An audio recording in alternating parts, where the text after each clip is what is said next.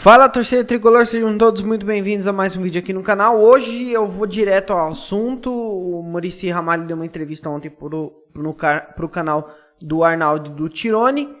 E eu vou meio que resumir aqui o que ele falou nessa entrevista, então vamos comentando. Primeiro eu peço desculpa se eu estiver suando, pingando aqui, porque tá um calor infernal aqui. Agora são quase 9h30 da noite e tá um calor absurdo aqui, é impressionante.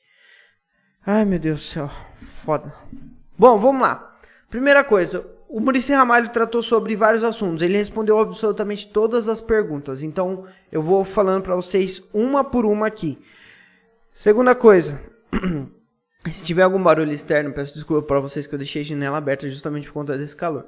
Então vamos lá, Orejuela, ele falou que o Orejuela é uma pessoa muito tímida nos treinamentos, ele é um rapaz muito tímido, ele espera que o Orejuela dê a volta por cima, ele tá fazendo um tratamento psicológico, ele tá passando com o psicólogo, a comissão técnica tá conversando com ele, o próprio Muricy tá conversando com ele pra ver se ele volta a ser, só que ele diz que também depende do jogador também, então depende muito de como o Orejuela vai sair também, ele tem que demonstrar um pouquinho mais de esforço pra conseguir um lugar no time.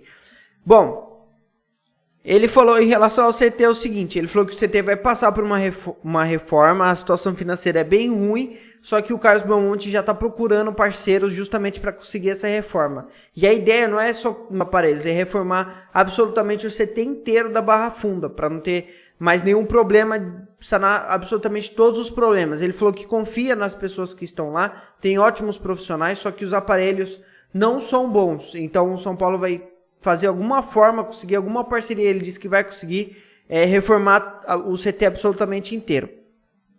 Sobre o Benedetto, ele disse que o Benedetto, muita gente falou que o São Paulo tinha fracassado na negociação, mas na verdade ele não entende que fracassou. Justamente por quê? Porque o Benedetto pediu 18 milhões, é exatamente isso, 18 milhões de reais para jogar um ano pelo São Paulo, para vir um ano, que seria aquele um ano de empréstimo que o São Paulo ia bancar, e aí ele recebeu aproximadamente o salário de 1,5 milhão.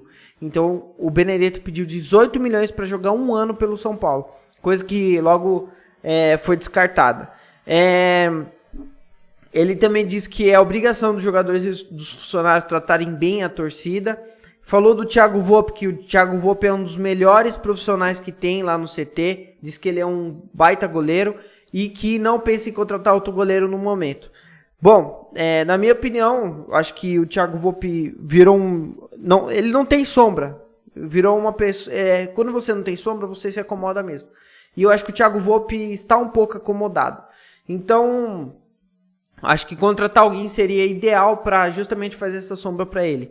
Só que ele diz que tem confiança total no Thiago Volpe, diz que ele é um dos melhores profissionais, mais profissionais do elenco.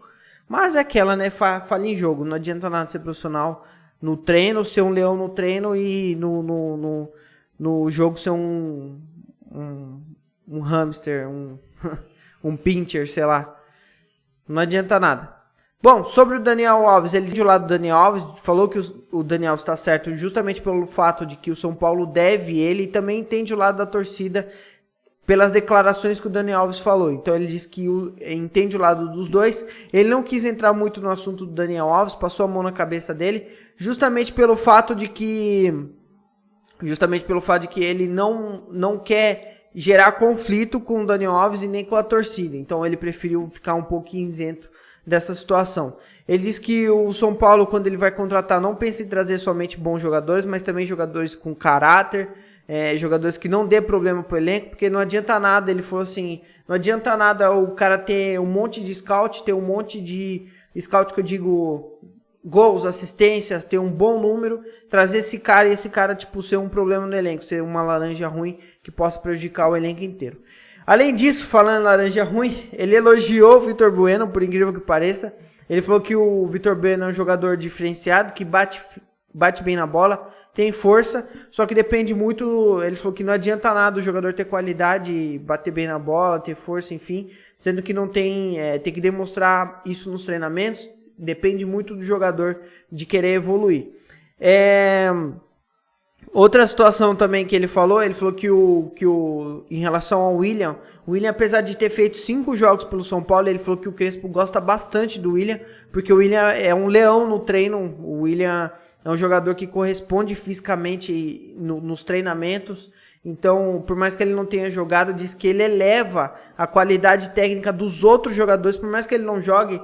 Nos treinamentos ele demonstra uma vontade, uma força, uma raça absurda que faz com que os outros jogadores do elenco subam essa qualidade também. Falando em qualidade, ele falou do Gabriel Sara também, o Muricy chegou a tocar o nome do Gabriel Sara, disse que o Sara é um jogador que o São Paulo não pensa agora a curto prazo, pensa a longo prazo. Ele disse que é um jogador que que tem muita força física, ele tem muita mobilidade, bate muito bem na bola. E ele falou que logo o Sara deve estar na Europa. Ele pediu um pouco de paciência com o Sara, mas ele disse que de todos os jovens do elenco ali do São Paulo, ele disse que o Sara é um dos mais capacitados para jogar em um time de ponta na Europa pela qualidade que ele tem. Ele disse que não é um jogador que a curto prazo, daqui 1-2 meses ele vai virar um craque, mas sim um jogador que daqui 2-3 anos possa surpreender a gente. Então ele pediu um pouco mais de paciência com o Sara. Ele até levou em consideração, ele levou em comparação o Luan e o Lisieiro. Ele falou assim, o Luan e o Lisieiro mais ou menos, eles têm 3 anos já no profissional, então eles já têm uma bagagem, por isso que ele tendo uma nova desenvoltura aí, estão tendo um bom rendimento em campo nessa temporada. Ele pediu essa mesma paciência para o Gabriel Sara. O Benítez é um bom jogador.